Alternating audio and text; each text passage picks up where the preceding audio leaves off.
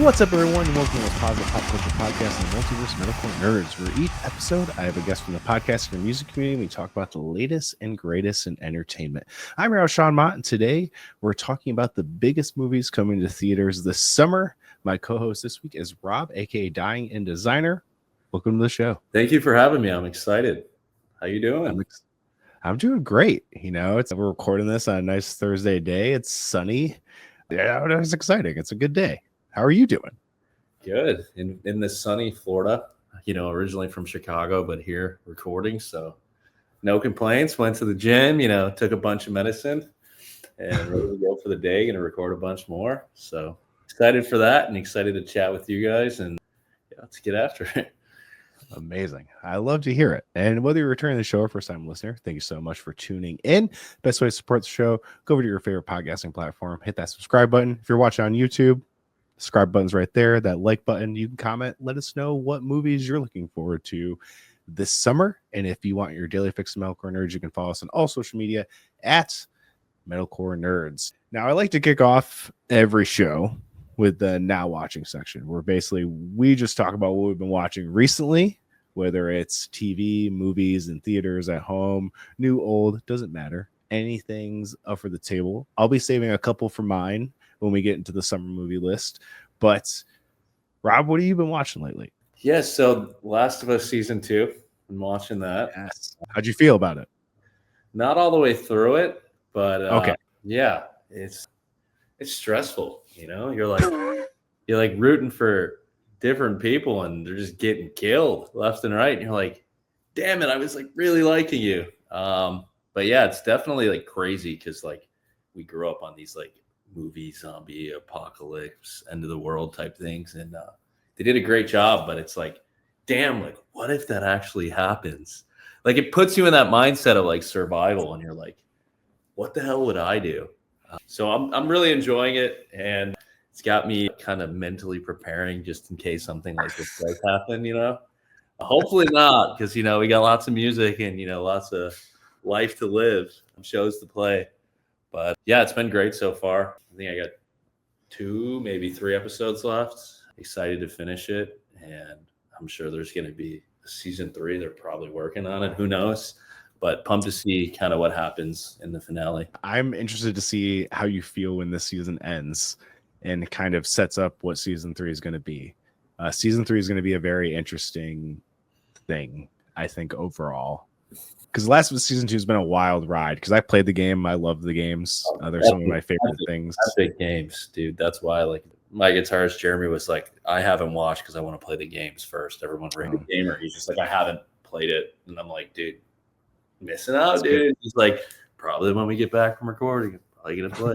It's good stuff, and it's been very interesting to see kind of game players reacting to the series, because it's been pretty, I would say, divisive between game players. Yeah. General audience, I think people have mostly loved it because they don't have any kind of preconceived notions about what the story should be. Or no, for anything. Sure. I think like with art, you kind of got to take it, because no, like for sure when I was watching it, I was like, damn, in the game it was little, but it's a different form, it's a different expression of it, and right. So it's like you kind of gotta, all right, game's a separate thing. This is a separate thing. You know what I mean? If you come in with that mindset, you'll be able to enjoy it if you did play the game, because I really like it. I also really liked it too, and obviously I played the game, and that's the exact mentality I had. I was like, this is a different thing. Obviously, I will look for the kind of nods and things that were just like the game and everything, but I learned to enjoy the differences mostly more. And I viewed it as 2 separate things in a way of they both do things better than each other. And I think that's like beautiful in a way that you can have the same story, enjoy it in different formats, and have it be told a little differently. I think that's really cool. You're kind of like, when you look at like books and stuff, people will read books and then the movies will come out. Like, what's the book? But like a book, you have your own imagination and there's so much pages and depth. So it's like hour-long episodes, like a 20-hour plus video game, to complete. Like there's, you know what I mean? You're kind of creating your own, like there's different things happening because you're controlling the player. So yeah, you got to just like take it for like a different set of like this is a different version of this. This is the best way 100%. to appreciate it and like really enjoy it because it is really good. I agree. I agree. Is there anything else you've been watching other than Last of Us? About to finish Sopranos for the third time. I was gonna say first time or rewatch. My girlfriend, she never watched it, so she's obsessed with it. And she's like dreading. We have like 3 episodes left, and she's just dreading because like it's just it's the best show in my opinion ever. So just watching it, like it's hilarious, but it's awesome. Like the storyline, and it's like, yeah, you find different things when you do watch it. You pay attention because I mean, there's so much more things going on, and it's like, I guess listening to a song, they say you got to listen to it multiple times to really find things. And I think with like film or TV, people watch it once and then they're done. But there's a way of appreciating things more and kind of noticing small little Easter eggs or like, you know, characters or the psychology in certain things. So when you can watch it, you know, and then like there's times I'm like, damn, I don't even remember this happening. So it's like there's so much going on. So yeah, Sopranos as well. Yeah. And my girlfriend threw Euphoria on as well because she's like, oh, they're coming out with season. So like that's interesting too, because it's just like it's shot beautifully, the music's awesome, and it's so much drama. That's like one I haven't watched yet. I feel like I'll get to it eventually, but I know it's like the subject matter is not like easy to watch. I think the characters, like they did a really good job. There's a ton of emotion in it. So it's like, I know the storyline of like high school, but it's so much more in depth than that. Like the characters really bring it out, and it has like a star cast. I mean, yep. Zendaya, Jacob Elordi, Sydney Sweeney, like long list, Hunter Schafer, like it's like superstars. But before they were superstars, which is awesome. It's like the bands that like the album and then they blew up, you can feel it. You know what I mean? There's like so much more in there instead of like, oh yeah, we're rich and famous. Like we're gonna come in this a little more laxed. Yeah, it's cool. I think when Zendaya won the Emmy, she was the youngest person to win a lead actor Emmy. I'm pretty positive. That's correct. She's a goat already. Yeah, she's incredible. She's so good. Speaking of like old timeless shows, I just finished watching Lost, the entire series. Yeah, we just watched Castaway in here. We needed like a happy film. We like went to war on Tuesday and like recorded a bunch of songs. And they just like, we were joking around because Alex, he's like, looks like me, dude, because like the Castaway picture. And we're like, we gotta watch. He's like, I'll stay up if we watch Castaway. We watched Castaway, and we were just sitting on the couch, like, bro, and like honestly wanting to cry. We're like, why are we so emotional? It was like the saddest scene when he lost Wilson. Like, sad. I know. Sad, dude. He just loved that volleyball. He did, dude. It like makes you want to appreciate like objects a little more, you know? Yeah. But, yeah, I really love whatever that kitchen knife, dude. It's just a good kitchen knife, dude. It's been there. You can have a connection to anything, you know what I mean? If it has some sort of sentimental value. So like I didn't watch Lost. Mostly, I mean, I didn't watch when it was coming out, obviously, but I never watched it because I remember so many people hating the ending. And just eventually in between like current shows I've been watching, I just started it. It's all on Netflix. So I was just like, I'm just going to put this on when I have nothing to watch. Yeah. I usually put something on while I'm working all day too. So it's like, I was like, okay, I'm just going to do it. I'm a big Damon Lindelof fan. I love The Leftovers. I love Watchmen. So I was like, I feel like I need to watch this. Damon Lindelof is one of the creators and writers of the series. Brian K. Vaughan was a writer on it, who is one of my favorite like comic book writers who turned into a TV writer. So I was like, I just got to do it. I just got to watch it, and then I'll make my own opinion on the show. And what a crazy ride that was, going through the entirety of that series. And I truly think it is one of the best TV shows ever made. I think it's the best network TV show ever made, hands down, because that's what they were saying.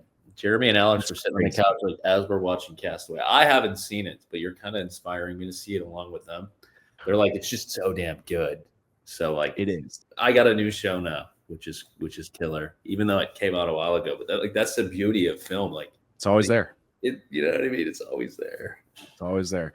And it took me months to get through it because it's 6 seasons and the shortest season is like 15 episodes, and they're hour length TV shows. So they're like 45 minutes long because they were shown in an hour block TV with commercials, when it was on TV.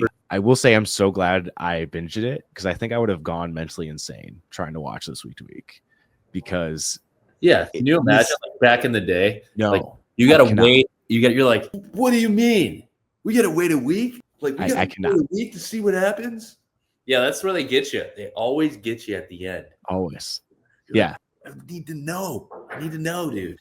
Yeah. And tough. Pretty much almost every ending scene of every episode is like, wait, what? But I also lived through the time where I watched Severance when season 1 came out, and I waited 3 years after the crazy cliffhanger they left on season 1. So I'm like, I guess I would have been fine. But I was just like, man, I cannot imagine being part of that zeitgeist of the weekly Lost watchers. And also, anyone who hates the ending, I think you just like. I'm trying not to be that guy about it, but I truly think you misunderstood what the ending was saying, because I've seen people like talk about it and they're like, and I don't even want to say it to you to like put it in your mind to think about it if you do rewatch it, because I kind of forgot as I was watching what people said about it. And I was like, I'm glad I forgot. And anytime I talked about it, I was like, don't tell me anything about the ending. I don't remember what people said about it. I want to just experience it for myself. And then I remembered what people said as I was watching the ending, and I was like, oh yeah, they totally didn't understand what was going on. Like that's the beauty in art, and beauty in art. I can see why they would think that, but they like gloss over what's said in the scenes that explains it away what they're thinking, which is fine. That does happen and everything. But I thought it was a beautiful, incredible finale, super fitting for the series as a whole.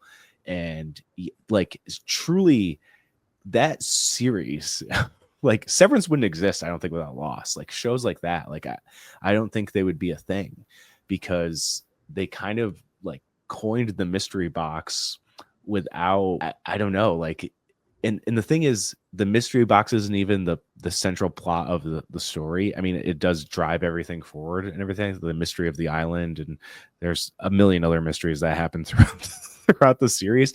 But the real thing is about the characters. Like the most beautiful thing about the show is seeing this insane, massive ensemble, and almost all of them get these crazy character arcs throughout seasons.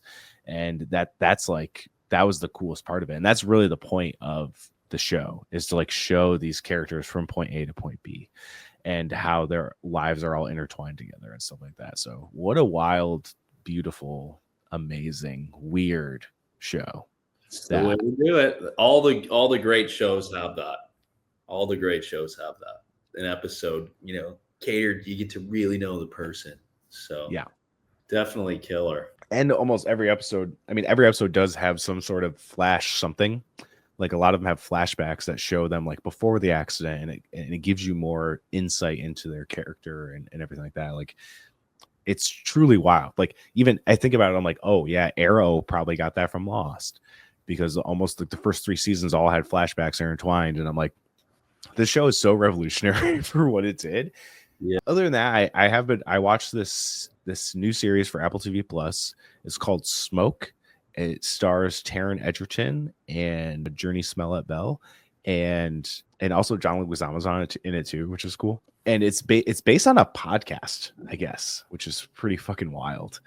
And it's this Taron Egerton plays this like lead arson investigator that goes and kind of investigates fires. And then Journey Smollett's character comes in because I think she's like a detective, and somehow she gets put into this case of there's like these 2 ongoing arsonists that are creating these 2 different types of fires. And then you kind of see them investigate it. But there's some wild twists and turns in this one.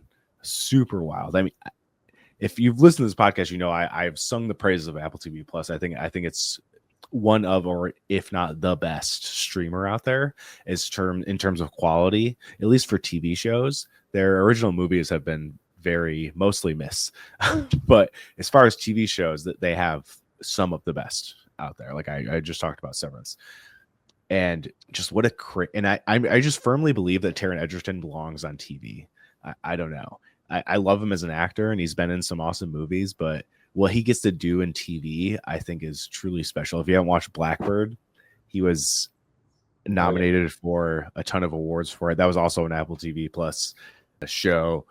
He's incredible in that too. Paul Walter Hauser's in that. He won the Emmy for that, I believe, or Golden Globe, one of the two. He won awards for it. But yeah, this Smoke show is crazy. Yeah, it's interesting when you get the big time, actors, actresses, where they come into TV. It's like they're passionate about it. If they're passionate about like what, you know what I mean? There's more, like there's a different into like, sometimes they become the character so well, and you're like, whoa, this is sick. And it's super cool to see the big picture, stars in, TV, because you get more than just 2 hours of them. You get a whole couple seasons sometimes. And the way it ends too, like I said, there's kind of like these interesting twists throughout, but the way it ends, I did not see it coming. It was so much like, what? No way. And apparently there's plans for future seasons. Obviously it hasn't even come out. It comes out the 28th. But I saw an interview because it ends pretty like concrete in a way where you're like, oh, if it was only a limited series, the story's told, that's fine.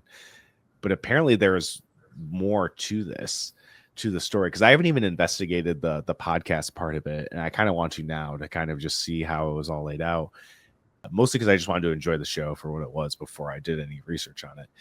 But I'm interested to see like where the story goes past where it ends, and if you do watch it and see it, I think you'll feel the same way. I literally just thought it was a limited series, and then I saw someone all the, like the press interviews started coming out, and then they were talking about like, oh yeah, there's plan, like if we end up doing what we're planning, like things get pretty crazy. And I was like, oh whoa, okay, cool. That's always the beauty. Like you think it's over, but it's not more. That's always the best feeling. So I'm here for more of that. So I'm excited to see how people react to that series in general and where it could go possibly. I'm sure it's going to probably be a pretty big hit. Taron Egerton's obviously a big name, and Apple TV is on the rise. Severance season 2, I think, brought in so many new people, and I think it's only going to continue to grow from there. But let's talk about some movies. I mean, we're kind of already deep into the summer movie season, but we're kind of at the point where things are starting to really ramp up. So I'm going to start with some movies that already came out. They came out last week. At the time of recording this, it'd kind of be like a week and a half, or time this comes out, it'll be like a week and a half ago. But last week, The Materialist came out, How to Train Your Dragon, the live action version came out, and The Life of Chuck came out. I saw How to Train Your Dragon. Really good. I have not seen the animated movie, so I had nothing to compare it to while I was watching it. I do want to go back and watch them now. I know the second live action movie is already greenlit, and the thing that's cool about this live action remake, because like a lot of people were like, oh, why do we need this, blah blah blah. The director and writer of the animated movies is doing the live action movies too, which has never been done before. Like all these Disney remakes and everything like that, like no one has ever gone from doing the animated movie to doing the live action movie. So I think that's really cool. Gerard Butler, who voiced his character in the movie, played his character in the live action movie too, which he is legend, awesome beast in this movie. After him doing like all these action movies for which seems like forever, to see him kind of do a role like this in live action where he's so like stoic but vulnerable in a way, it's a really good movie. It makes me really want to watch the animated movies, because I've heard nothing but great things about the animated movies in general. But solid movie. I'm pretty sure it's doing insanely well, and I know they already are working on the second one. So, and I'm sure the third one will happen too. And I know a lot of people have said that it's very close to the animated one. They did a few changes, but mostly it's like shot for shot. They just remade it in live action. This CGI looks unreal. The dragons look amazing. But I know the director and writer talked about how when they go into the second movie, there's a bunch of stuff he wants to change, which it kind of goes back to like the Last of Us talk, or even like Invincible with Robert Kirkman, of how they created this one medium, they're bringing it to a different medium, and they get to kind of do things maybe they want to do differently. Or in hindsight, they're like, oh yeah, I kind of wish I did that differently. Now they have this kind of chance to do that. So I'm excited to see more of this. I'm excited to check out the animated movies. The other two, The Materialist and Life of Chuck, like two of my most anticipated movies of the summer. The Life of Chuck is based on a short story by Stephen King. Mike Flanagan wrote and directed the movie. It stars Tom Hiddleston, Chiwetel Ejiofor, Karen Gillan. The cast is Matthew Lillard's in it. Cast is stacked. I'm hopefully going to see it probably sometime this week. But the short story I've read, it's utterly beautiful. I know Stephen King's known for thriller horror, obviously, but this one's more about like humanity and life, and it's like a very existentialist type of story. So that's why I've been so excited to see this movie. And it premiered at TIFF like a year ago, and people have already said things about it. So, and obviously it's been out for like a week too. So super stoked to see that one. And the Materials is an A24 movie. It stars Pedro Pascal, Chris Evans, Dakota Johnson, written and directed by Celine Song. Her first movie, Past Lives, was Oscar nominated, and she just tells amazing human stories. And I know this movie's kind of been marketed as a rom-com, but the last time A24 marketed a rom-com, it was We Live in Time, and that was not rom-com. That movie was debilitatingly heartbreaking. And knowing what Past Lives is, I feel like it's not going to be, as happy and funny as most rom-coms we probably grew up listening to or watching. So I'm super excited to see that one. The summer of Pedro Pascal is in full effect. We'll be talking about Pedro Pascal a few times. But out of these three movies, are you excited to see any of them? Do you plan on seeing any of them, or do none of them interest you? What I'm stoked about, there's two movies in particular. Been real busy, making the album and songs and every content-driven world and just getting everything ready. But my favorite movie as a kid ever, like obsessed with, was Happy Gilmore. So the second one's coming out, and I know like people are kind of pissed off, because the first one was just cream of the crop, classic, amazing, everything about it hilarious. Like, honestly, love that movie more than anything. So I'm excited to see how it is, just because like I love the first one so much. So I don't care if it's bad. I'm just excited to see Adam Sandler. He grew up with like. I've watched so many movies of his. Like, I grew up watching Adam Sandler movies. Right. Yeah, like most of us. Yeah, for sure. So pumped on that. That's going to be exciting. There's some golf stars in it. I think it's going to be awesome. And then another one I'm pumped to see is F1 with Brad Pitt. Yes. Comes on next week. F1's super cool. Fascinated by just the whole entire sport, just all the money and the teams, and like, there's so much different things going into it, like the car builds and the drivers and the emotion and the, people think, you're just driving, like how they have to prepare themselves, the mental and, psychological, like it's really interesting. And Brad Pitt playing that role, super cool, because Brad Pitt's just freaking Brad Pitt. He's a unit. Like, he's everything he does, he comes in, he's got it. So him in that role, and I mean, I think it's going to be super killer. And I seen Lewis Hamilton, talked about, how he's so excited for it, and, F1's, really backing it. So I'm excited to see that. Definitely going to hit the theaters. Yeah, I think the F1 in the movie title is trademarked. So I'm pretty sure F1 was highly involved in the making of the movie, which is cool. Yeah, I mean, if you're going to make a movie about that, you want that. You want that involvement. No, I know nothing about F1 other than obviously it's racing, but I know it's like a massive, like, it's phenomenon. Definitely, they're behind it. It's got to be dang good, because it's like, they have a whole entire massive global thing. So yeah, I'm excited to check that one out. I think it's going to be awesome, and I'm pumped. Brad Pitt. Yeah, and the director of that movie is Joseph Kosinski. He did Top Gun Maverick, and people are pretty much saying like this is Top Gun Maverick in a car, which Top Gun Maverick was freaking amazing. Good. So amazing. Like, dudes were walking around with the Top Gun stash, like strictly for that. Like, that started a whole trend of, bros in Top Gun stash. 1000%. I'm not kidding. Anywhere I'd turn, I'd be like, Top Gun stash, Top Gun stash, Top Gun stash. I remember that. 100%. Right? Am I crazy, or was the Top Gun stash in fact? That was definitely a thing for sure. 100%. Yeah. I will watch Brad Pitt in anything, but to see Brad Pitt have a role like this, where it seems like he's really going to be able to like sink his teeth into something, I can't wait. I'm so amped for that movie. And yeah, people calling it Top Gun Maverick in cars is like the best compliment I think people could give it. I'm like, Yeah, that's a bit. I was That's a lot to live up to. But I mean, if was- it is that good, you'd be like, yeah, you know. people have been saying it's very, very good. That's what I've seen. So I'm very stoked to check that out. By the time this comes out, a legacy sequel will be in theaters that I know a lot of people are anticipating. I saw it a few days ago. 28 years later, Danny Boyle and Alex Garland returning to their franchise almost 30 years later, which is crazy. And it's so wild because there's a lot of legacy sequels out there now. Like Top Gun Maverick is one of them.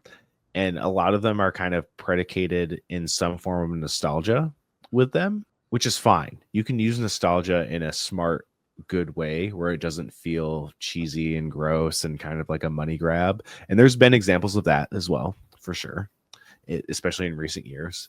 But 20 years later does a thing where you don't even need to have watched any of the other movies at all. You can go into this totally fresh, not be lost at all.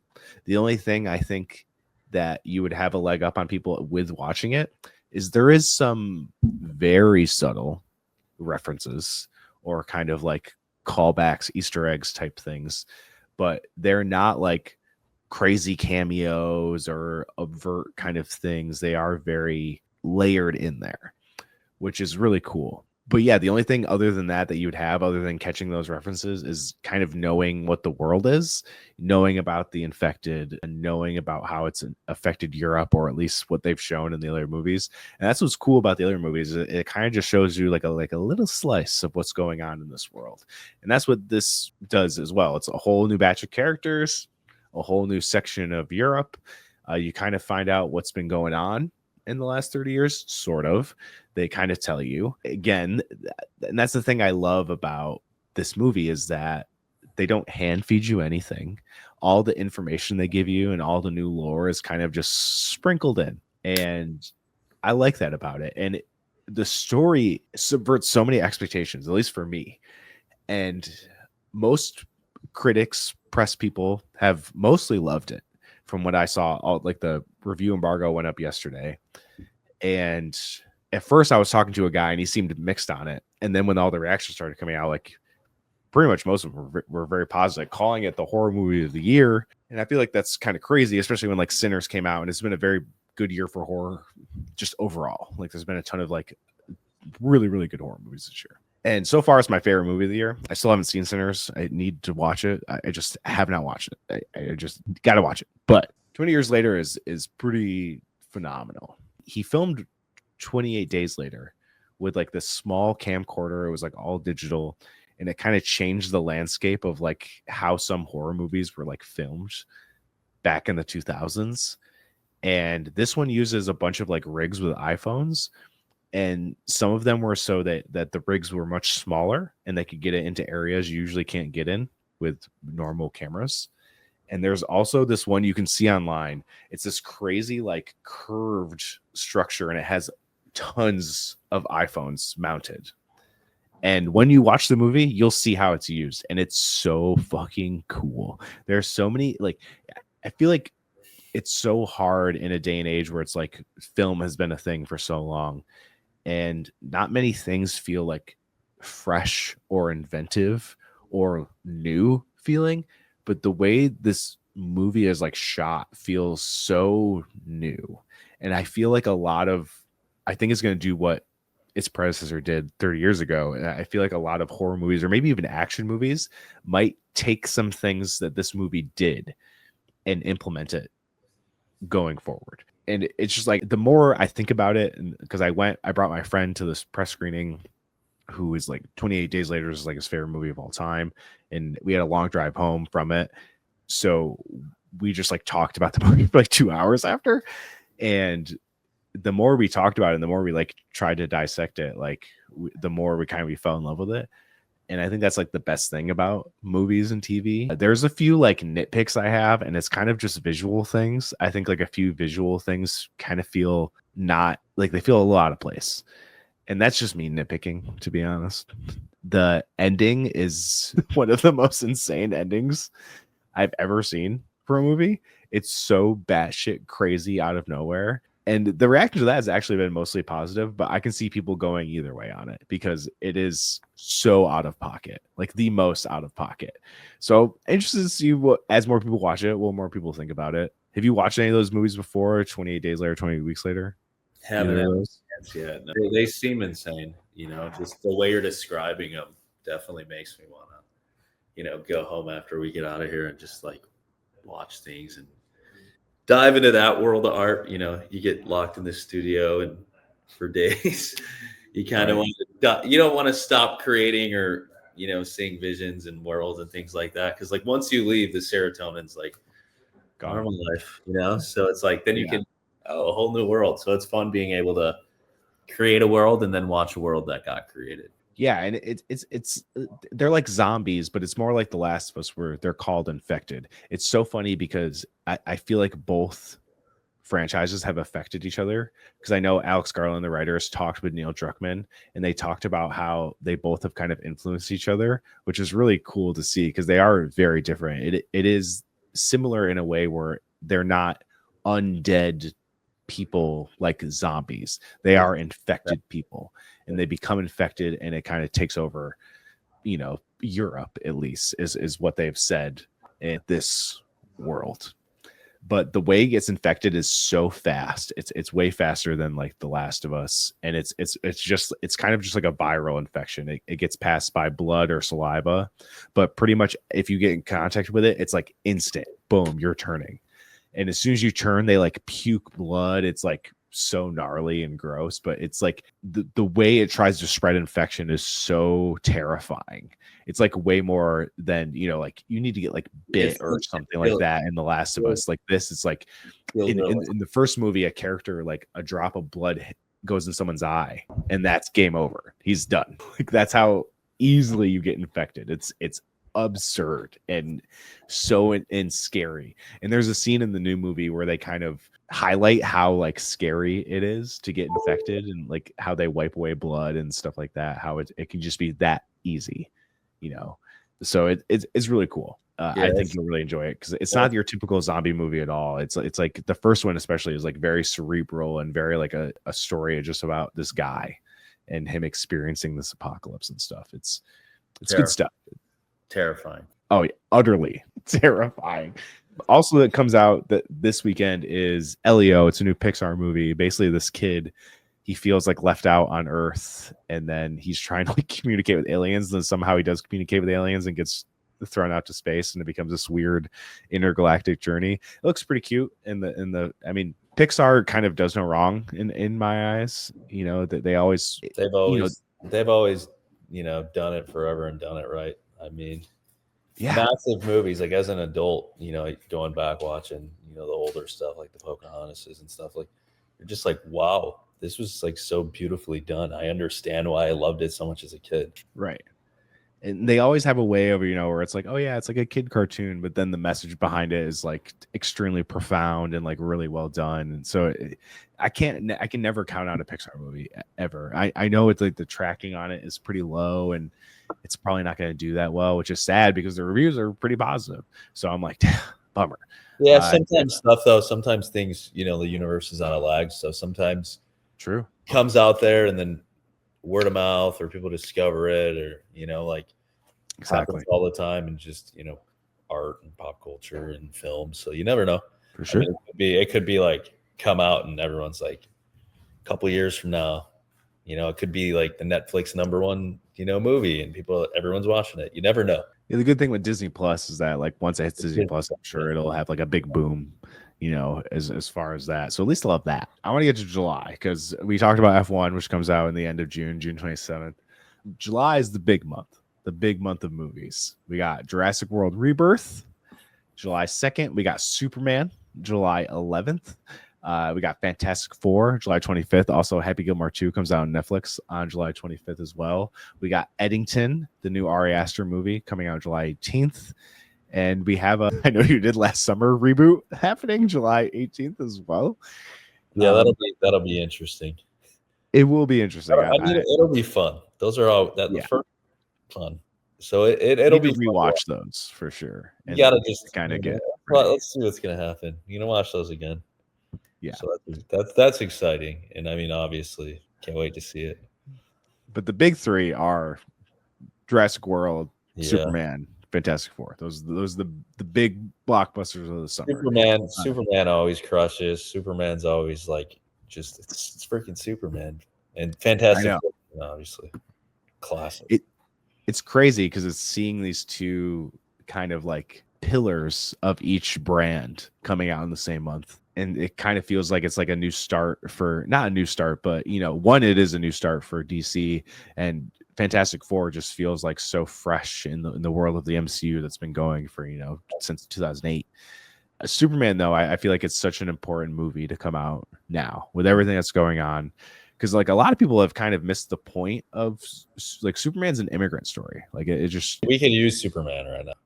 we could use a movie that's just predicated on hope and wanting to help people. Like we Yeah. we need that so bad. Yeah, 1000%. We need to bring the good vibes back, the happy, Yes.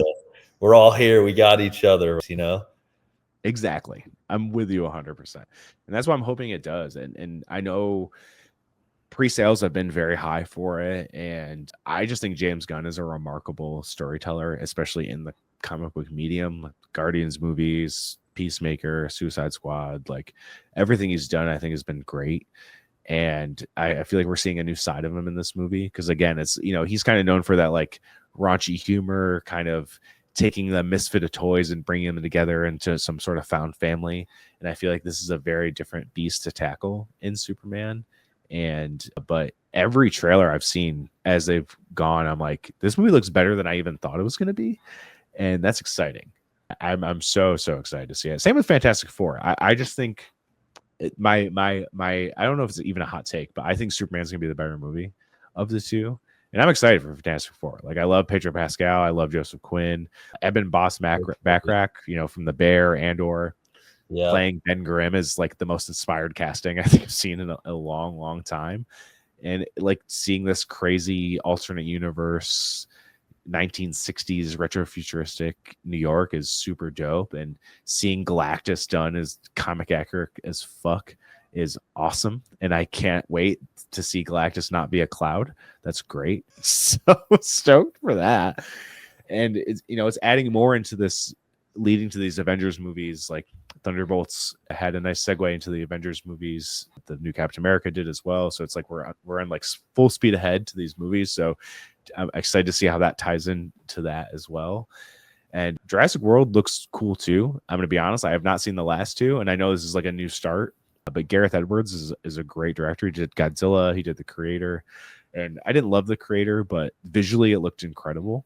So, and the trailers for this look good, and I've heard it's kind of like more weird, more kind of adding into the horror, which like the first Jurassic Park was very much steeped in that.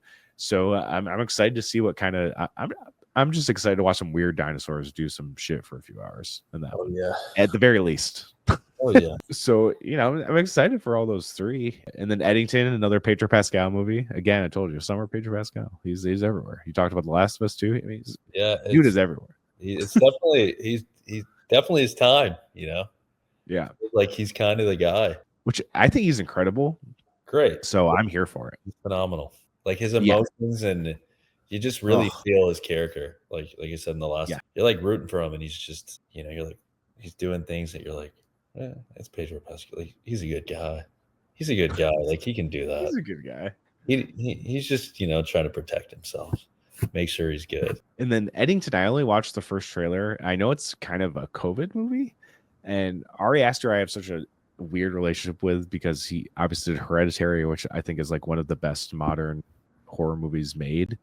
But then Midsummer, I was like, I didn't really love that movie, to be honest. I think it's well made and well acted, but as far as what the movie tells you, I didn't love it. And I haven't seen Beau's Afraid, which I know kind of started this new Joaquin Phoenix, Ari Aster symbiotic relationship, because Joaquin Phoenix is also in Eddington as well. But again, Pedro Pascal's in it, and I'm always going to give Ari Aster a chance, because at the very least, I know he's going to make an interesting movie. So excited to see where that goes. At the end of July, there's a Neon movie called Together, and I know it's like It's like a body horror movie with Allison Brie and Dave Franco. Looks super fucked up. So excited to see where that goes. Have you heard about this at all together? No, haven't. But It looks wild. Dave Franco's, I like Dave Franco. Dave Franco's, he's definitely good too. He's funny too, so Yeah. he's like, could be serious, but he's also funny. Like he has this like nonchalantness to him. And you're like, For sure. you know what I mean? He just reminds you of like kind of like sometimes like your idiot friend who says things that you're like, did you just say that, dude? So anything with Dave Franco is usually pretty good. Yeah. Also on the horror train, August 8th, Weapons comes out. It's the same writer director as Barbarian that came out a few years ago. And I loved Barbarian. Such a wild, weird movie. And it had a cabin in the woods kind of effect where it's like one movie for half the movie. And then the second half is a completely different movie. And that can go one or two ways. That can be terrible or awful. And I know the plot of Weapons is that at like 2:17 in the morning this one day, all the kids in this town just disappear. And you don't know why, you don't know how, and the story kind of follows that. And the script for this movie was so coveted. There was like a bidding war for it. And I know Jordan Peele, because he has like a deal with Universal, and he was trying to buy it so that like his production company and Universal would be the ones to put it out. And when they lost the bid, he fired his manager. Tough. So I can only imagine this movie. It's gotta be freaking good. Yeah, exactly. If the script listed to that, everything Peele's done has been perfect. So he's so much like, psychological side of it and like emotion and cryptic and keeps you on your seat. So Peele's top notch. So yeah, when I heard that story, I was like, wow, this movie has to be incredible. That he was that upset that he lost this movie, that he fired his manager. Wow. Yeah. So that one I'm super, super, super excited for. There's some like Freakier Fridays coming out. Yeah, that'll be fun. That'll be a fun, fun one you throw in the background and you're, just hanging here. That'll be good. Yeah, I'm sure it's going to make a lot of money. I know Disney's putting them in the theaters. I feel like they're at least hoping probably that's going to be a big ticket item for them. Yeah. It comes on the same weekend as Weapons, obviously two very different. Light humor, just something to just be like, yeah, we need some fun, no stakes, just a fun time at the movies. Or if you wait, a fun time at home watching on Disney Plus. With popcorn and snacks. Half the price. Yeah, maybe more than half the price. Yeah, actually, you're right. They're pretty pricey. They are pretty pricey. And then kind of the last movie I want to talk about, August 29th, this movie Caught Stealing is coming out. Darren Aronofsky's doing it. It stars Matt Smith, Austin Butler, Zoe Kravitz. And I watched the trailer for it. And Darren Aronofsky, like the last movie he did was The Whale with Brendan Fraser. Obviously, that won a ton of awards. Super emotional human story. This one seems kind of like a Guy Ritchie movie. That's a compliment for sure, because it seems like super fast paced, almost like action oriented. And Matt Smith plays this like punk dude. He has a mohawk and wearing a leather vest and everything. He looks like he's like straight out of like a 90s like punk music video. It's pretty dope. We need more rock culture, just like just more rock culture in movies. Like there just needs to be like Ali Sykes looking people, just like as the leads, ready to just kick your door down and save the day. Because I feel like anyone who's like heavily tattooed in TV and movies is usually represented so oddly. They always the friggin' criminal or something. It's stupid. It's like, they don't ever make them like the, hero or something. Usually it stinks. Yeah, I think like the one thing I can realize is there's a show called Younger that Hilary Duff is in. And like one of the love interests of Hilary Duff isn't the main character, but she's a very big supporting character. But one of the love interests of the main character is a tattoo artist, and he's pre-tattooed. And he's seemed as like a good guy. But even then, like I just feel like tattoo culture in media is represented so corny. Yeah, and I feel like Pete Davis needs to be all of them, so Pete could be this massive star, just like no more tats. Let's get rid of them. Like I feel like we need to make like a board of tattoo alternative lifestyle like consultants to like go to these people and be like, this isn't how people like this act. Can we just like help you out here? Can we just can we do something to make this work better? Like, come on. For real. For real. Rob, is there any other movies you're stoked for this summer, or did we cover most of them? Cover most of them. Cover most of them. I'm just excited to get some music out, get that out, so then I have some downtime. I've been in like my own world. I've been creating Right. like own whole entire world through sounds Yeah. and visuals. So I'm excited to get that stuff out so then I can kind of relax and tune into different worlds, watch a lot more movies, and be at peace. Been in crazy manic state of creating and grinding, and be nice to be like, oh, we're done. We're gonna watch some good stuff. Hell yeah, I love that, I'm dude. excited. Thank you so much for sitting down, talking to me, taking a little bit of time out of your recording day. Yeah, we're heading actually now. We gotta get a move on it. We 11 o'clock start, so we got 20-minute drive. So I'd be like, all right, boys, let's get out of here. We gotta go. I came in from the gym today. I'm like, we're going to war, boys. We're going to war. So thank you again for having me. Really appreciate it, and catch you soon. Thank you Yes. guys. Before we leave, let the people know where they can find you before you get out of here. So Dying and Designer, all streaming services, Dying and Designer _ on Instagram, Dying and Designer on YouTube, SoundCloud, X, kind of everywhere. So just Dying and Designer. A lot of music coming out, singles, album, and we're down here making more. So lots of music videos, lots of cool visuals. Excited for you guys to see. And we also have a really cool animated series coming out because we built this project and it's called LimeWire. So it's like a feeling, but it's this cartoon storyline of like how I met the band, and like it's pretty cool. It's really exciting stuff. So can't wait for you guys to see that. Tune in, check it out. We are going to record, and see you guys soon. Amazing. Yeah, I'll make sure to link everything down below. And if you want to support the podcast, metalcorenerds.com, all our links are right there. If you want to follow me on personal accounts, just at SeanXMon on Instagram and Twitter. Until next time, see you later, nerds. See you guys.